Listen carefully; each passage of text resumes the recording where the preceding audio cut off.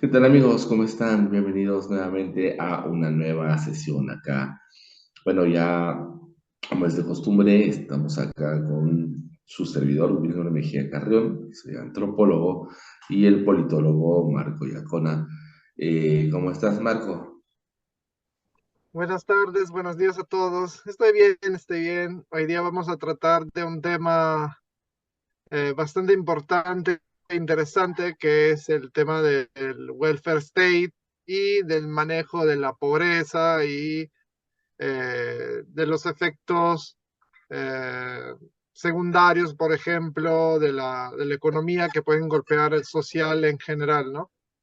Así es, para nuestros amigos que no están muy acostumbrados a lo que es el welfare state, es el estado de bienestar, es decir, el estado que invierte en diversas acciones sociales, ¿no?, ante su población para que de alguna manera esta no caiga, sobre todo a los grupos más vulnerables, ¿no?, para que no caigan en la pobreza. Entonces el Estado da una serie de ayudas económicas para que las personas continúen, digámoslo así, eh, en cierta actividad económica, ¿no? No sé cómo definirlo, tal vez se me escapan algunas cosas, pero bueno, empecemos con eso, su definición, Marco. Dinos un poco acerca de este welfare state. Bueno, empezamos diciendo la origen del welfare state moderno, que digamos. Eh, el welfare state europeo se empezó a construir después de la Segunda Guerra Mundial, donde poco a poco empezaron a tener los trabajadores, así como la sociedad entera, algunas herramientas de protección social. Si es verdad que antes de la Segunda Guerra Mundial había también algo, este mecanismo de estado de bienestar no era desarrollado, entonces la mayoría de personas se encontraban de repente en un estado de precariedad y debilidad, pero el Estado no ayudaba sino a algunas categorías o personas específicas. Y cuando empieza a construirse este estado de bienestar, el Estado empieza a invertir en el social, o sea, empieza a proteger la sociedad y los posibles afectados, por ejemplo, de una crisis económica con medidas a protección del trabajo o de subsidios. Y, por ejemplo, imaginámonos una persona que perdía el trabajo, tenía un sueldo del Estado para que esta persona podría, por ejemplo, vivir, eh, obviamente comer, tener sus necesidades y el Estado te pagaba este sueldo hasta que encontrabas un trabajo. O sea, pero un periodo que era desde 12 a 24 meses, 18 meses, depende del Estado, ¿no? Eh, del país también. Entonces, de ahí se empieza poco a poco, se empieza a tener un sistema de pensiones, por ejemplo, de viejez, pero también de discapacitados.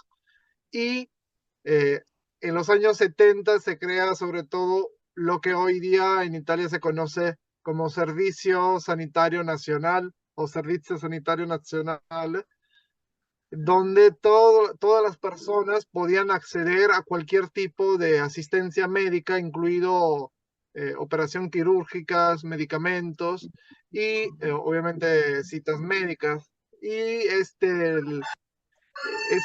esas medidas que el Estado desarrolló logró proteger los ciudadanos hasta ahora porque el sistema sanitario de Italia es uno de los mejores al mundo y logra proteger a la persona, ¿no? Y también en los últimos años han creado un salario de ciudadanía para las personas desempleadas, para que las personas se puedan sustentar hasta cuando no consigan trabajo y puedan acudir a las necesidades de las familias.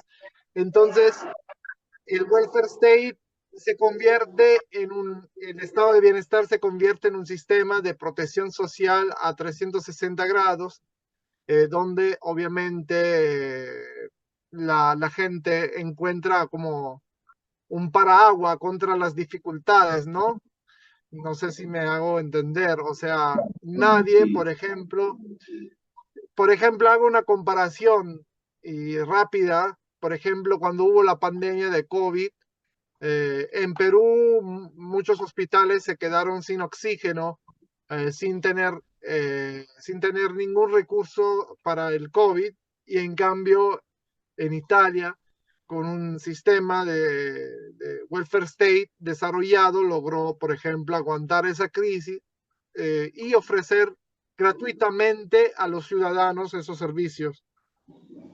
Ajá, o sea, en ese sentido hubo una mayor capacidad de respuesta, ¿no es cierto?, del Estado Mm, para afrontar esta crisis porque tenía todo un aparato institucional claro, alrededor, ¿no? claro.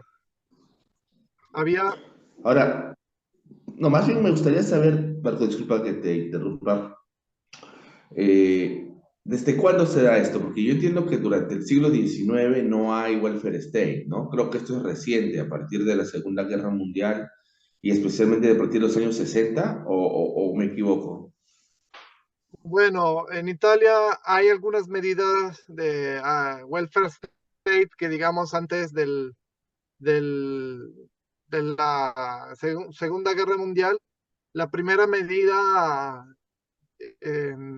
estuvo, la primera medida en absoluto fue creada en el 1898-96, si no me equivoco, del gobierno italiano, y era como una pensión para personas que habían perdido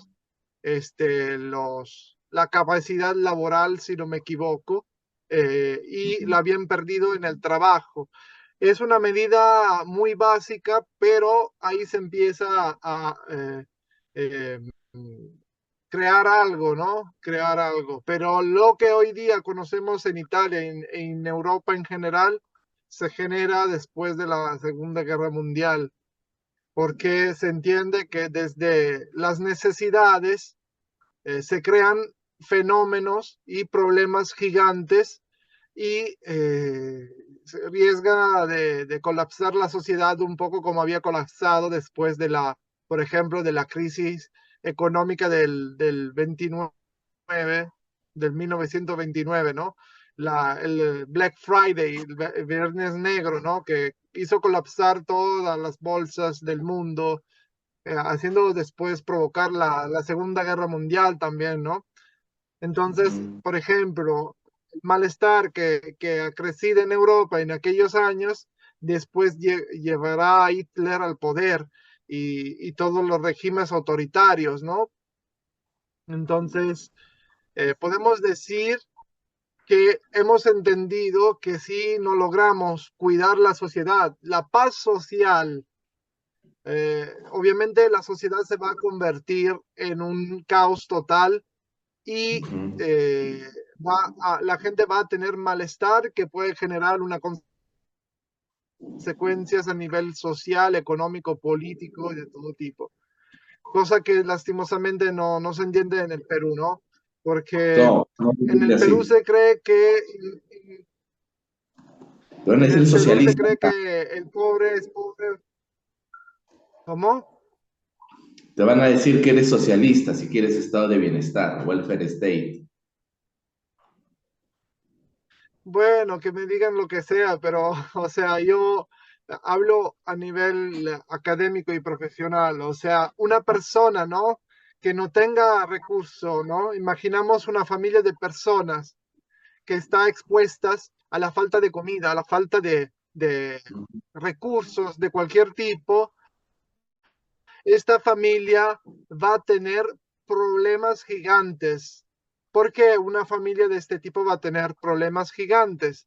Porque básicamente una persona que está expuesta a la falta de recursos desarrolla malestar psicológico, Sí, malestar físico, físico. de todo tipo, y la salud social, la salud, por ejemplo, colapsa. Las personas se estresan, se enferman y el Estado después tiene que cuidarlos. Un Estado civil, obviamente. Eh, una persona que está expuesta a la falta de dinero, entonces una falta económica, está expuesta a a la explotación laboral, porque no tiene otras posibilidades de elección. Está expuesta a la criminalidad porque obviamente puede acudir a la criminalidad y a delinquir para conseguir dinero. Y eh, lo que muchos piensan que la gente se convierte criminal y de ahí pueden arreglar la sociedad y los problemas subiendo las penas delictivas, Sí, o sea, ajá. las sanciones que el Estado da. Eso no funciona, no funciona y nunca ha funcionado, Claro, porque no. este, también en países donde hay la pena de muerte, los crímenes no bajan, porque el crimen, la persona que está desesperada, no le interesa que después hay la pena de muerte, la eh, cadena perpetua, lo que sea, no le interesa nada porque es una persona desesperada en muchos casos. Y, y la pobreza genera malestar en toda la sociedad y entonces una sociedad infeliz es una sociedad que produce menos, que desarrolla menos cosas y obviamente una sociedad que no atrae los turistas o los extranjeros, las empresas. Yo creo que si el Perú tuviera medidas de protecciones sociales fuertes como Europa, creo que sería un país que atraería mucho más turismo y empresas extranjeras, porque obviamente si yo como empresario quiero ir a Perú y veo que cuando yo voy a Perú y pongo mi empresa, me empiezan a extorsionar o la criminalidad me va a afectar demasiado, y yo ya al principio no voy a poner una empresa. Y Ujú. la pobreza y la criminalidad no significa que el pobre se convierte necesariamente en criminal, sino que está más expuesto de una persona millonaria. Imagínate una persona que le falta de comer y llega una persona le dice de repente, hacemos esto y la persona cumple para tener que comer. Una persona rica no necesita eso, entonces no va a desarrollar ningún malestar de este tipo. Entonces el Estado, para mejorar la sociedad a todos los niveles, económico, social y político, tiene que invertir en sus ciudadanos. No Ujú. simplemente, no simplemente, yo no me refiero a bonos así nomás, me refiero que se construyan escuelas, escuelas públicas, universidades públicas, eh, eh, hospitales, carreteras que conecten las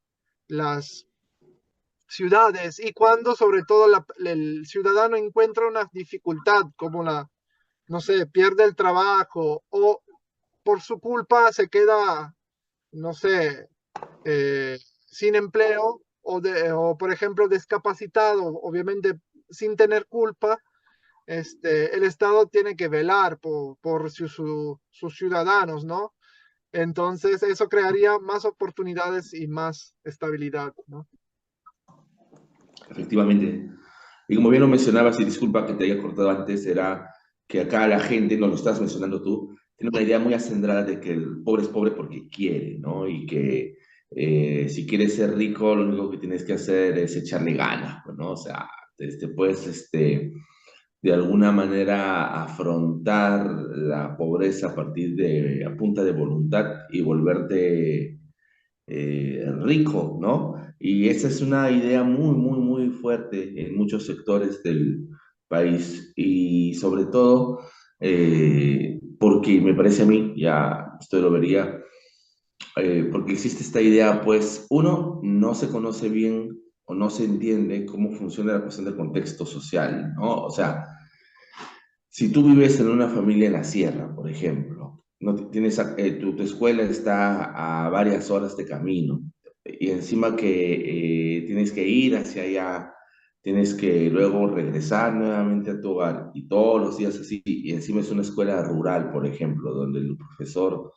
muchas veces no está bien capacitado, hay un montón de problemas. O sea, ¿qué tipo de educación ahí vas a recibir? Ya estás partiendo con desventaja de alguien que claro, en Lima tiene una educación, digamos, particular, cerca a su casa. Y estoy yéndome a los extremos, porque solamente en Lima, ya sin ir tan en el extremo, hay diferencias también entre lo que es alguien que recibe cierta educación privada y cierta educación estatal. Por eso es que hay un fenómeno muy interesante que a veces parece que no se entiende muy bien. Yo lo que he visto es que los mismos profesores, por ejemplo, de colegio estatal, siendo ellos profesionales con un sueldo del Estado, cuando tienen sus hijos, no los quieren poner en colegio estatal, por ejemplo, porque entienden que hay cierta desventaja en ese sentido, ¿no? Aunque eso también es relativo. Ya sería interesante hacer otro programa sobre eso, de cuestión de la educación estatal de repente o privada, pero, por ejemplo, acá está muy acendrada la idea de que la educación privada en todos los niveles es mejor que la educación estatal. Y hasta cierto punto sí es verdad, pero eso también es relativo, ¿ah? Tiene su relatividad, pero hasta cierto punto es verdad. Y eso hace de que la mayor cantidad de familias vea de que si quieren un ascenso social o darle mejoría a sus hijos, tienen que ir a una educación privada, ¿no? Si es posible, desde el inicial, primaria y secundaria, o en todo caso, bueno, aunque sea desde la universidad, ¿no? Pero hay esa idea. Y como te digo, hasta cierto punto tiene su dosis de verdad, porque al final la educación estatal en el Perú, a diferencia de Europa, tiene diversas dificultades y limitaciones, ¿no? Y eso hace de que la sociedad peruana sea muy desigual. Y yo creo que en ese sentido es más desigual que las sociedades europeas, incluso más desigual que la sociedad italiana, ¿no? La sociedad italiana, que tiene sus propios problemas, tiene una cuestión de norte y sur, que también se nota las desigualdades. Sin embargo, en líneas generales, el Perú es más desigual. Y esa desigualdad claro. social es la que le da a la gente diferencias sociales que pueden ser muy dramáticas y que no permiten un ascenso social, eh, no sé si llamarlo adecuado, ¿no? Pero más que todo, le restringes diversos derechos a la gente, ¿no? Hay tanta gente en la sierra, en la Amazonía, en la selva, en las zonas periféricas de la ciudad de Lima y de otras ciudades de la costa que no reciben adecuados servicios, o sea, eh, y eso es lo que no se entiende, o sea, acá en el Ahí, Perú la idea es que no importa que nazcas en la pobreza, no importa que no, mira, o sea, no, todo es posible, ¿no? Yo creo que ahí hay una cuestión interesante de la influencia de lo estadounidense, ¿no? Yo creo que en Europa ustedes en ese sentido no han recibido tanta influencia de Estados Unidos, ¿no? En cuanto a esas ideas. En cambio, acá sí. Acá hay una, desde prácticamente, bueno, al menos lo que yo conozco, prácticamente desde siempre, la influencia de Estados Unidos es muy fuerte y eso hace de que todas estas ideas de potencia humana infinita, ¿no? Sean muy, muy arraigadas, ¿no? Y ojo, para los que nos ven, yo no creo que tú también estarás de acuerdo, pero yo creo que yo no estoy diciendo de que no sea posible todo ascenso social. O sea, el ascenso social se ha sido posible, yo lo he visto en el Perú, pero no es tan, o sea, de pobre a millonario, sino que es generacional y es lento. O sea, por ejemplo, en el Perú se ha visto, porque hay gente que va a decir, no, pero yo conozco gente que el abuelo era campesino de la sierra y ahora el hijo es empresario, claro, pero eh, es generacional y es lento y no todos tampoco cumplen con ese perfil también, o sea, es cierto, ha habido gente de la sierra que ha venido a Lima, ha hecho empresa en Gamarra, ¿no? Lo que conoces es el emporio comercial. Y de Gamarra ha hecho plata, es cierto, y de repente el hijo estudia administración de empresas, va a una universidad privada, y ya los nietos tienen una solvencia económica mucho mejor que la del abuelo en su tiempo, ¿no? Pero claro, eso también hay que tener cuidado. Uno, como menciono, el ascenso social es generacional. O sea, no es que se hayan hecho tampoco es que millonarios, así como Bill Gates o Elon Musk, ¿no? Que dicen, no, no, no, no. Y otro es El que problema, creo, el ascenso disculpe si social te es lento. interrumpo, Sí, sí, adelante. el, el problema no es tanto ese avance, sino las condiciones que hay en el Perú. O sea, yo te digo, en sociología hay un efecto que se llama efecto Mateo. Ese efecto dice que los ricos se convierten más ricos y los pobres se convierten más pobres. ¿Qué significa eso? Básicamente, cuando una persona nace en condiciones iniciales, ¿no? Eh, mejores que los demás, muchos mejores, Ajá. siempre va a estar delante de todos. ¿A qué me refiero? Si yo nazco en una familia millonaria, ya estoy en Sí, una posición que es incomparable al niño que nace en el medio de la sierra, ¿no? sí. De Perú. Y eso, ese distancia nunca se puede compensar. O sea, Ujú. la mayoría de las personas ricas nacen y mueren ricas. La mayoría de las personas pobres eh, este, se quedan así igual y a la vez tal vez empeoran su situación. Y a lo que vengo, Efectivamente. ¿cuál es el problema? Que en una sociedad el Estado tiene que sustentar esas personas que empiezan desde cero en un nivel muy bajo. ¿Qué me refiero? Yo no digo de regalar plata o cosas así, sería inútil y Claro, estúpido también. Pero yo me refiero al hecho que si el niño quiere ir a la escuela, quiere ir a, después el adolescente quiere ir a la universidad, el Estado tiene que brindar el apoyo para que esa persona termine y pueda convertirse en profesional. Y la gente dirá, ay, pero si tus padres no tienen dinero, anda, trabaja y ya consigue tu trabajo, el Estado peruano no te tiene que sustentar. No es así, no es así, porque el Estado peruano puede ayudar la persona, el niño o la persona puede seguir estudiando. No, no todas las carreras permiten estudiar y trabajar al mismo tiempo o hacerlo con facilidad. De repente si trabajas te retrasas muchos años, por ejemplo, ¿no? claro, ajá. Entonces, entonces el Estado, y encima si trabajas tal vez no te puedes sustentar en tus estudios porque te tienes que sustentar tú también, ¿no? Porque tienes que de repente mudarte a otra ciudad. Imagínate un chico de Apurímac que tiene que ir a Lima a estudiar, tiene que, también si trabaja, tiene que pagar todo y no se sustenta. Entonces el Estado tiene que ayudar a estas personas. Hay que ayudar y hay que mejorar la situación, porque el efecto San Mateo, eh, va falta menos de un minuto, regresamos mejor, ¿no? Sí, sí, regresamos para explicar bien esto, porque la gente puede pensar, ah, ellos quieren que todo el mundo, el Estado los mantenga a todos, y no es así. El Ya, welfare es más complejo que eso. Muy bien, ya, volvemos. ya.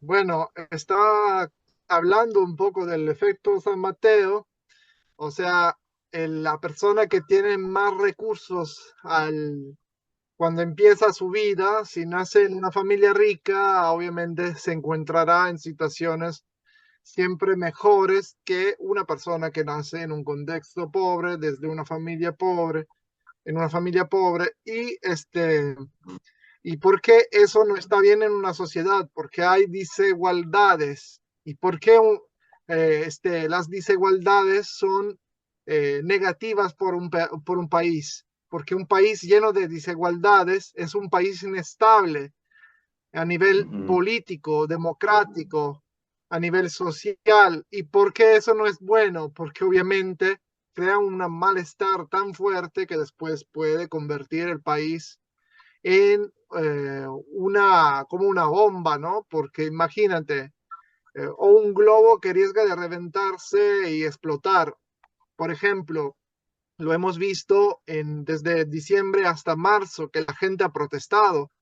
¿Y ha protestado por qué? Porque la gente tiene algunas necesidades básicas que en la mayoría de los territorios peruanos no están satisfechas. O sea, la mayoría de las personas viven, que podemos decir, medio aislada. ¿Qué significa? O sea, que hay pueblos en la sierra o en la selva que prácticamente no tienen nada, ni pistas, ni carreteras, ni, ni hospitales, nada. Entonces, prácticamente son aislados. Y esto en Europa no se ve. O sea, es imposible que tú veas un país que está a 8 horas del primer hospital o no tiene nada o no tiene luces. Es algo que no es frecuente, no se ve aquí. Y hoy en cambio ya en Perú he visto pueblos de la sierra prácticamente olvidados, donde Ujú. las personas me dicen, si aquí una persona está embarazada y necesita de una ambulancia para llegar rápido al hospital, necesitamos 8 horas para llegar, 6 horas para llegar, ¿no? Entonces Sí, es algo que no funciona y el Estado tiene que mejorar estas condiciones. No se trata de regalar dinero, regalar plata al pobre campesino o al pequeño obrero. Se trata de mejorar las condiciones básicas para mejorar la sociedad peruana. Y el Estado peruano no es muy eficiente, que digamos, en este sentido. Por ejemplo, para clasificar o calcular la pobreza, usa un índice monetario básico que no funciona. O sea, eh, se revisa todo esto a través de una canasta básica y prácticamente de productos y ahí van a evaluar un valor monetario que es más o menos de 360 soles mensuales por persona, pero la metodología Alkir-Foster dice que la pobreza se analiza a nivel multidimensional. O sea, se tienen que evaluar varios factores para clasificar si esa familia es pobre o está bien o no está bien, ¿no? Y simplemente el factor monetario, el salario familiar, no es suficiente. ¿A qué me refiero? Por ejemplo, en Lima, eh, el salario, una persona que, por ejemplo, gana 3.000 soles en Lima, de repente es una persona pobre porque los servicios cuestan más, ¿no? Igual, por ejemplo, una familia que gana 3.000 o 4.000 soles mensuales, ¿no? Y ujú. tienen 2 hijos y estos hijos no pueden acudir a a la universidad pública, al colegio público, tienen que gastar un montón mensualmente y sustentar servicios que el Estado no te brinda. Entonces, esa persona, a pesar que gana ese monto de dinero, que para el Estado peruano es más que suficiente, te hace clasificar como clase media, en realidad, pero estás en una clase pobre casi, porque las universidades privadas en Lima cuestan un montón.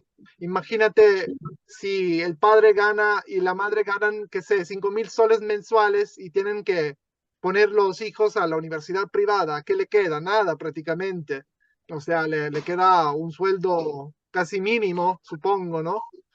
Claro. Y es entonces la pobreza no se analiza de simplemente analizando el salario de las personas, sino analizando dónde viven, los servicios que el Estado te da. Y como hemos visto a través de ese análisis que ha hecho a través de la metodología Alkir-Foster, las ciudades más pobres del Perú se encuentran en la selva, por ejemplo, ni en la sierra, porque la selva a veces se cree que la sierra de repente está golpeada y es verdad, pero la selva también, porque no se escucha mucho hablar de la selva tal vez, pero la selva Ujú. tiene eh, varios problemas, tal vez más grande de algunos sitios de la sierra, ¿no?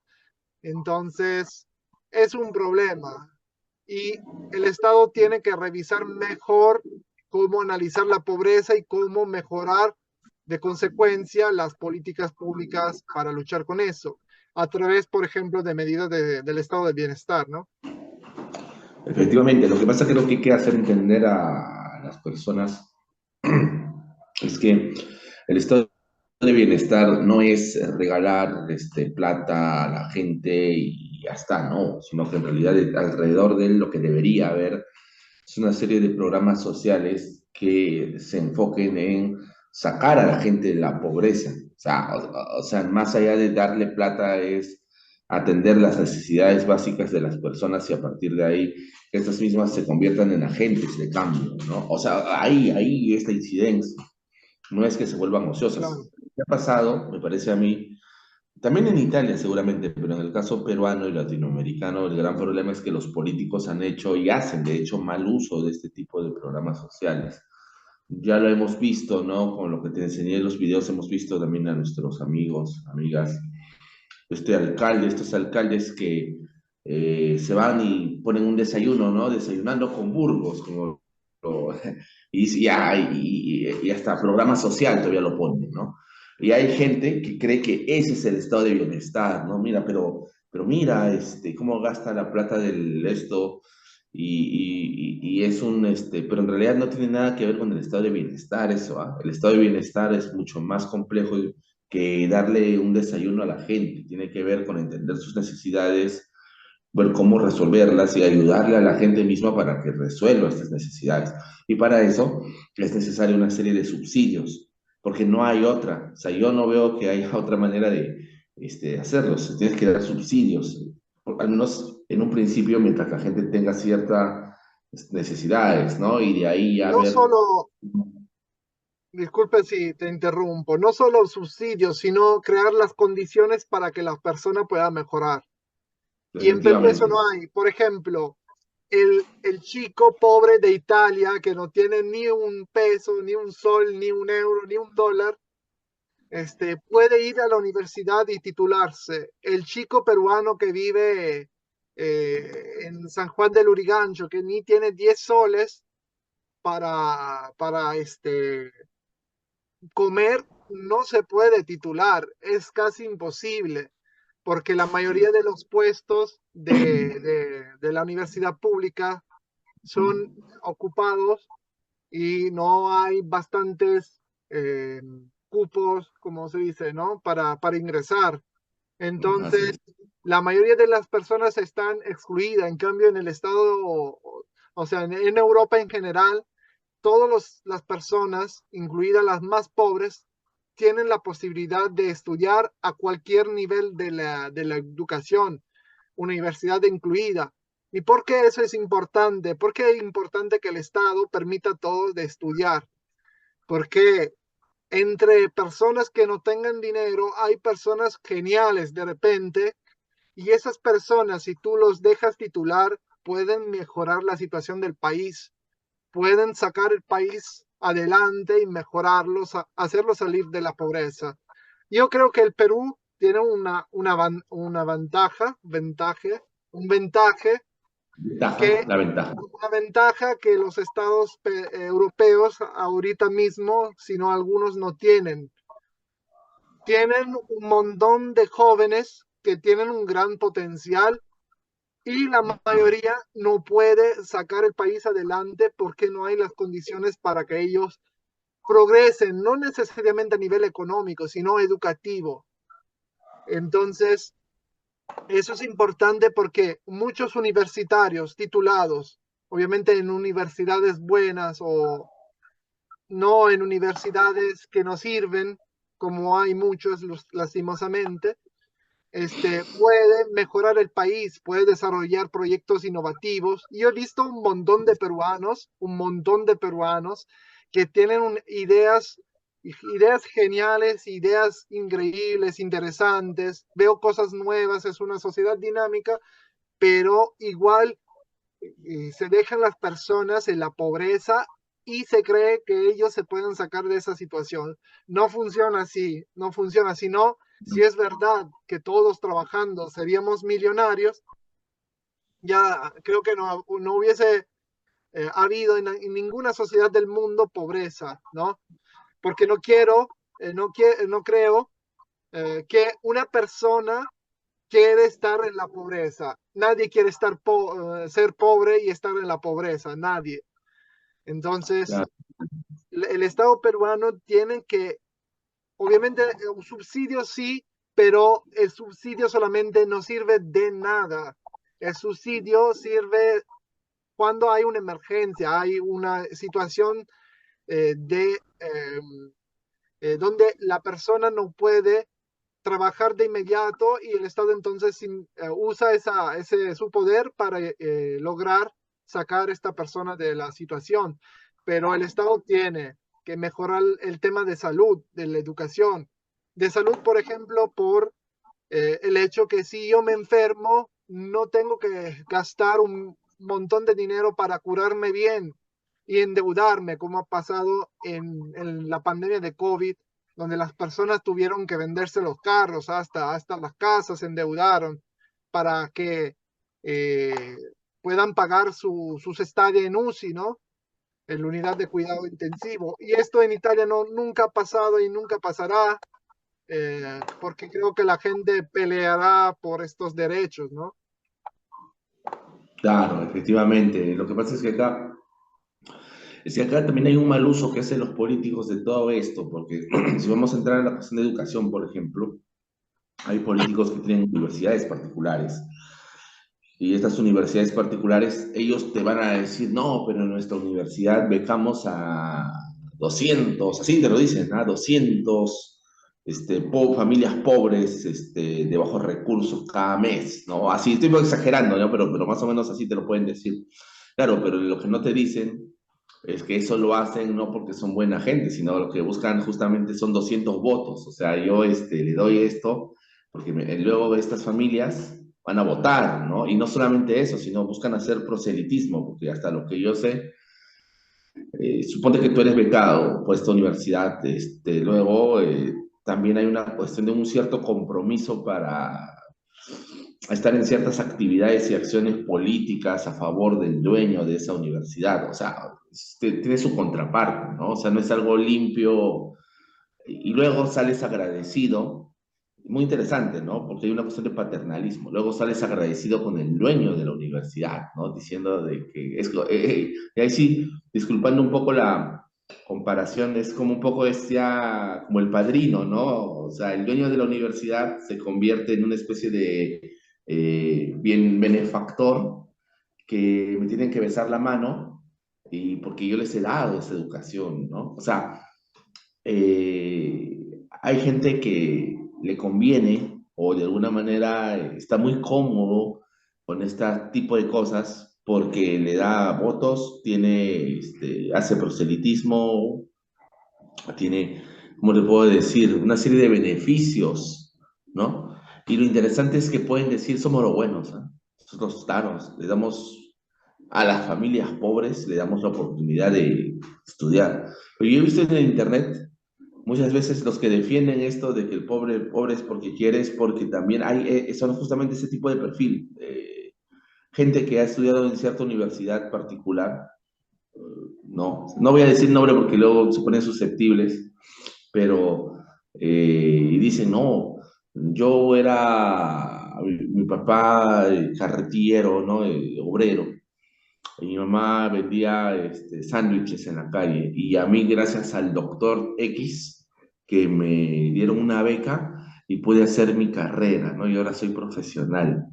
Y cuando tú empiezas a ver, su discurso va por darle el agradecimiento al doctor X, decir que es una gran persona, que lo ayudó y que la universidad esta es lo mejor que le ha pasado y que siente un cariño especial por el doctor X, ¿no? O sea, es interesante cómo se pervierte y llega a niveles de pensar que el dueño de esta universidad es una persona buena, bondadosa. Y como es bueno, bondadoso, yo y mi familia vamos a votar por él, ¿no? O sea, se Claro, pervierte, no sé, claro. de repente, no sé si me dejo entender. Sí, sí, sí, sí.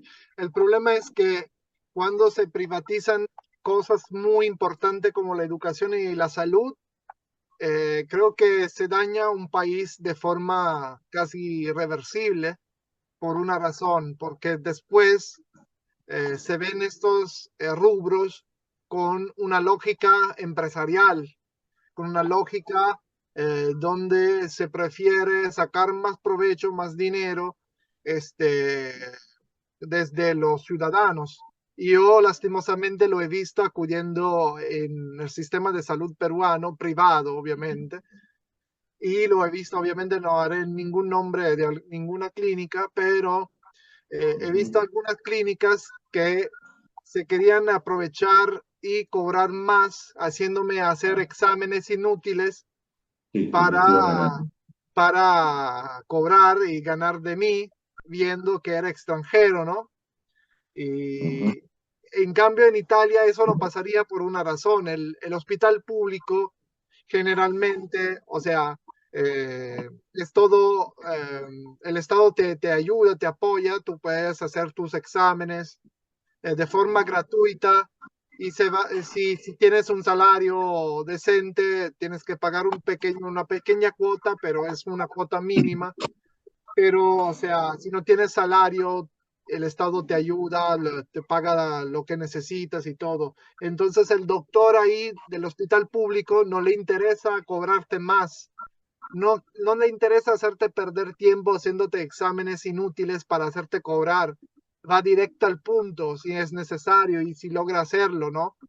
Entonces, es algo que en Perú se encuentra muy frecuentemente y lastimosamente en Italia muchos privados están tratando de tumbar el sistema de salud público porque se gana más y los políticos italianos últimamente están tumbando el sistema de salud público y eso está creando también una calidad del sistema de salud peor y más personas afectadas, ¿no? Efectivamente, efectivamente. Lo que pasa es que me has hecho acordar algo sencillo. Hace unos años pasó algo similar, pero no con la salud de los humanos, sino con la salud de los animales. Hubo un alcalde, no me acuerdo el distrito, creo que Los Olivos, no recuerdo bien, me puedo equivocar, pero había hecho una obra que era una veterinaria municipal. Y en esta veterinaria municipal el costo era bajo para atender a las mascotas. Costo O sea, ni social. siquiera gratis, ¿no? O sea, un costo social, como se dice acá, un costo bajo. Y la clínica veterinaria municipal tuvo que cerrar. ¿Por qué? Porque hubo una presión de los veterinarios privados de ese distrito, porque los veterinarios privados, salió en las noticias, ¿sabes? Me pareció muy interesante, los veterinarios privados lograron cerrar la veterinaria municipal y que adujeron competencia desleal, así. ¿Por qué? Porque dice la municipalidad cobra muy barato porque está subsidiando los estos y eso nos está afectando a nosotros que hemos invertido de nuestra plata, somos empresarios, entonces eso no puede ser porque nos está yendo contra nuestros intereses económicos, ¿no? Nosotros que somos esforzados, que somos empresarios que pagamos impuestos, que estamos formalizados y ahora el Estado que nos cobra impuestos nos pone desde la municipalidad una veterinaria que al cobrar barato, pues nos está quitando clientes, ¿no? Entonces hubo todo un juicio y la veterinaria municipal tuvo que cerrar, ¿no? Entonces, ahí nomás en pequeño ves un ejemplo de también uno de los grandes problemas que tienes para hacer un estado de bienestar, que es que va contra los intereses privados, pues. O sea, acá en Esto, el caso peruano, solo para terminar nada más, hay un problema muy fuerte, ¿no? Que el privado tiene ya intereses creados. No estoy satanizando al empresario, por si acaso, sino que lastimosamente yo creo que sí hay que decirlo, ¿no? Hay ciertos intereses privados que lastimosamente no dejan que se desarrollen cierto tipo de proyectos sociales y estados de bienestar, welfare state, como debería ser. Ellos, no sé quién eran ellos, pero o sea, el Estado podría crear un problema a nivel económico si el Estado pondría, qué sé, 20, 30 clínicas en un distrito. Eso sí crearía un problema a los empresarios haciendo competencia leal, ¿no? Pero en este caso no es así porque es solo una clínica y las personas, si van 5.000 personas, no pueden acudir todas. Necesitan, muchas personas necesitan de algo rápido, emergencia, operaciones y algo, entonces todos trabajan, o sea, en la clínica del Estado, en este caso, no va a cubrir toda la demanda, o sea, la oferta económica de los empresarios, ¿no? Entonces es un poco como aquí, ¿no? Aquí el Estado ha construido también casas para los pobres, pero los constructores, las inmobiliarias, nunca han criticado eso porque son casas más simples, por ejemplo, o tienen son muy pocas en comparación a las necesidades, entonces no es competencia desleal, ¿no? Entonces, la gente tendría que entender que si hay personas pobres que lastimosamente necesitan salvar su perrito o algo así, o que sé, voluntarios que salvan perritos de la calle, el Estado en este caso ayuda y saca un problema de la situación, porque perros callejeros pueden ser un peligro por la vida humana, por el tema de salud. Hay perros agresivos que llevan enfermedades y también son una amenaza también por los perros y los animales domésticos, por ejemplo.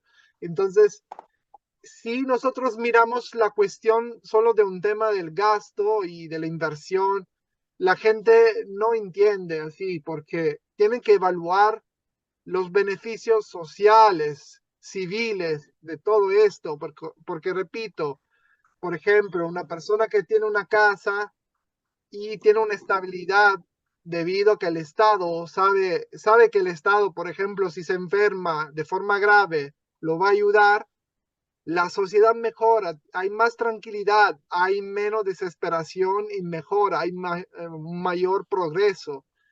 Pero el estado de bienestar no se puede crear en Perú como en la situación que esté ahora, por una razón, porque la mayoría de los peruanos trabajan en un contexto no formalizado y no recolectan ningún impuesto. Entonces, un sistema del estado de bienestar italiano nunca podría existir en Perú en estas condiciones, porque el 20% de personas no podrían cubrir con los impuestos para los gastos del otro 80%, ¿no?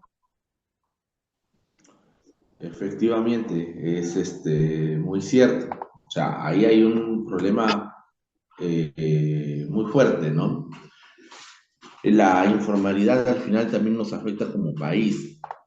Ahora, el gran problema del Perú es que prácticamente nadie quiere resolver esos problemas, o sea, nadie se quiere meter a cambiar esas cosas, ¿no? Pasan los gobiernos, sean de derecha o de izquierda, y la cosa continúa igual, ¿no?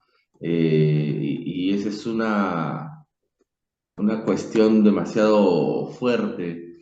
Eh, yo particularmente pienso de que bien entendido el estado de bienestar, el welfare state sí da resultados, ¿no? Porque como bien, creo que esto hay que dejarlo claro, el welfare state no es regalarle plata a los pobres, ¿ya? Eso es populismo.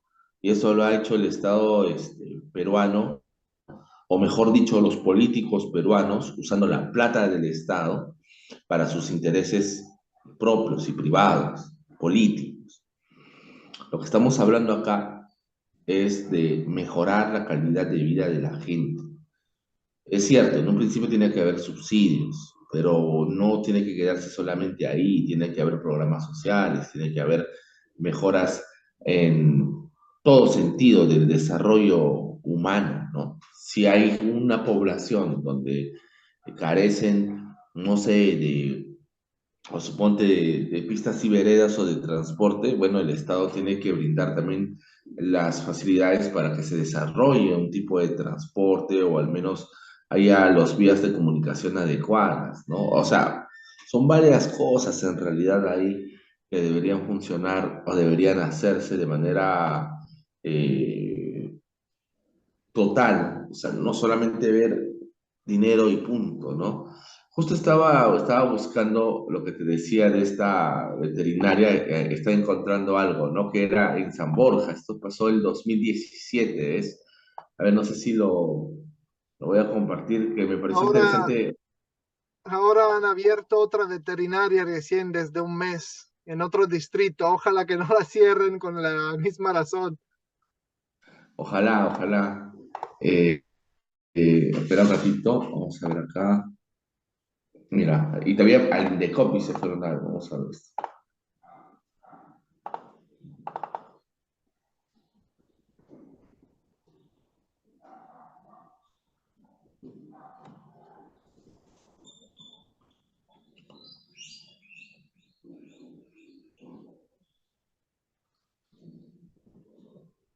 A ver, vamos a ver, está.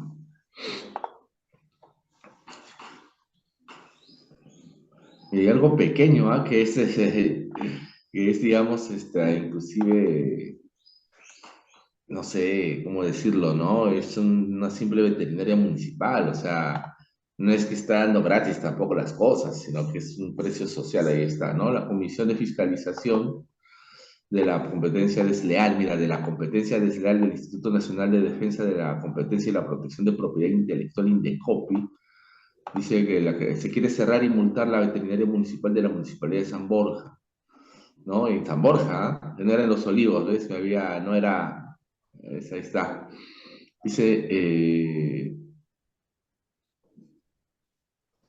bueno, dice la ley de represión de la competencia desleal, debido a que participaría en el mercado ofertando servicios veterinarios sin contar con los requisitos establecidos en el artículo 60 de la Constitución Política, ¿no? Y al final el artículo 60 dice, a ver, un ratito, dice, el Estado reconoce el pluralismo económico. La economía nacional se sustenta en la coexistencia de diversas formas de propiedad y de empresa. Solo autorizado por ley expresa, el Estado puede realizar subsidiariamente actividad empresarial directa e indirecta por razón de alto interés o de manifestación o conveniencia nacional. Entonces se basaron, dijeron, a poner una clínica municipal es anticonstitucional. Así, ¿ah? Eso es lo que yo estoy Pero, viendo. pero, pero ahí en la última parte dice que el Estado puede ejercer actividad empresarial por a temas de alto nivel, de alto interés público. O sea, quitar los perros de la calle es algo de alto interés público porque pueden ser, eh, pueden transmitir enfermedades o puede ser una amenaza por el público, porque imaginamos una, que sé, un grupo de perros callejeros que ataca niños y los matas, eso es algo de interés público. Y los voluntarios hacen, ahí en Perú yo veo que los voluntarios hacen de todos para sacar los perros de la calle, pero no hay el Estado que los apoye, entonces tienen que invertir de su plata y la mayoría de ellos no puede costear gastos de veterinarios privados, ¿no? Efectivamente. Si no, bueno, si no mal me equivoco, acá, ya no sé si más abajo ya no hay, no sé en qué habrá quedado, ¿no? Creo que al final tuvo que cerrar. No sé si será así, pero hasta lo que yo sé tuvo que cerrar porque simplemente no era dable que haya una veterinaria municipal que brinde servicios a costo social a las personas, ¿no? Y es una pena eso porque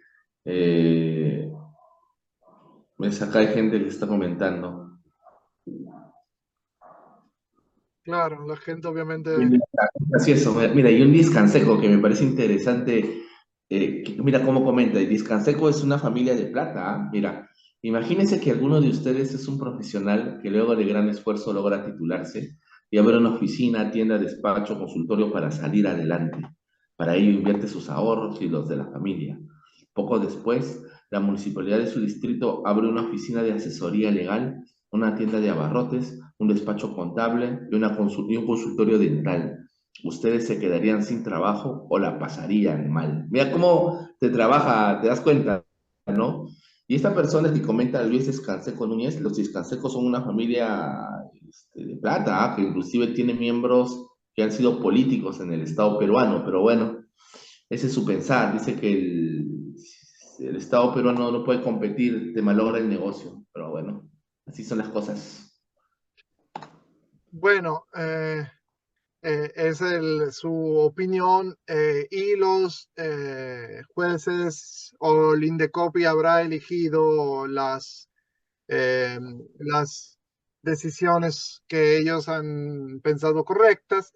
El problema es no tanto eso, sino que se tienen que pensar que el Estado peruano tendría que invertir como en Europa, porque el problema principal es que las diferencias son bien visibles, se puede decir, y vemos que el Estado italiano invierte, pero mantiene su pueblo en una condición de salud y por lo Ujú. menos vela por sus intereses educativos y de este tipo, ¿no?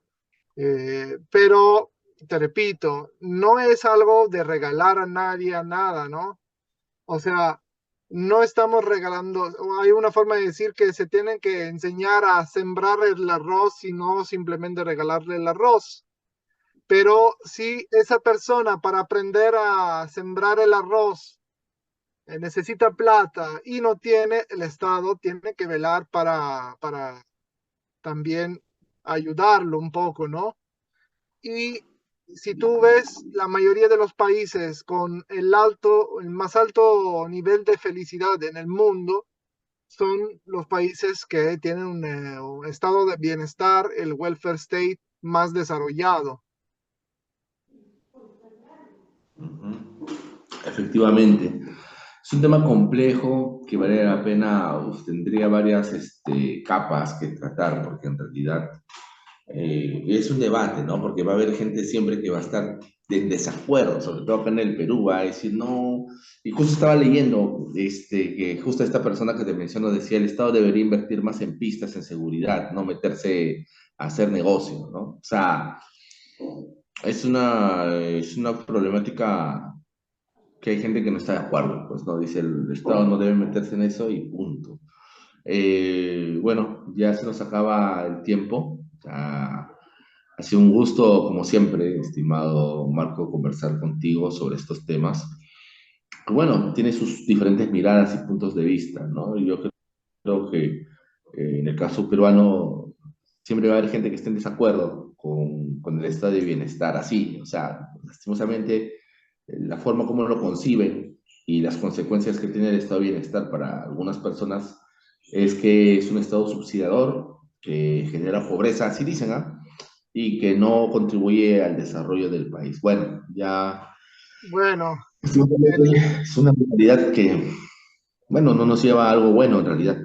claro, bueno, pero muchos peruanos que viven en Europa pueden comentar qué tal está el estado de bienestar y cuál mejorías ha ofrecido a sus vidas y a sus niveles de bienestar, ¿no? Bueno, el tiempo se acaba, entonces terminamos aquí. Gracias a todos.